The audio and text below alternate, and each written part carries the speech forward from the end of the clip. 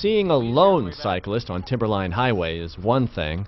But when you hear there's a whole bunch of them... What Hoodland Fire Department didn't know is that a band of thrill-seeking cyclists have adopted the mountain highway for so-called bombing.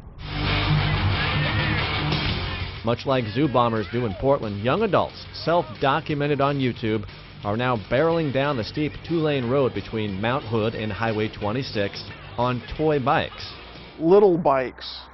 And by that we mean kids' bikes. Battalion Chief Lynn Norgard was the first emergency responder to the scene after the crash. He says an early 20-something wearing a full motorcycle helmet had trouble negotiating the nicknamed Dead Man's Curve halfway down. It's a notorious corner. Had he been on a full-size bike, the rider would have launched over the barrier and into the wilderness.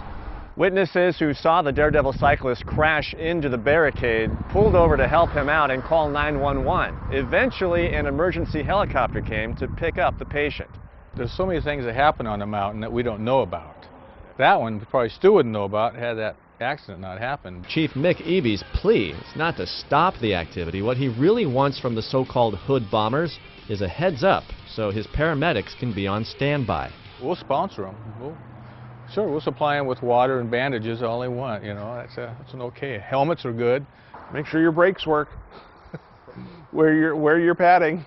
The Hoodland Fire Department says if this becomes a regular event, it's willing to sponsor the rides in order to help plan for them.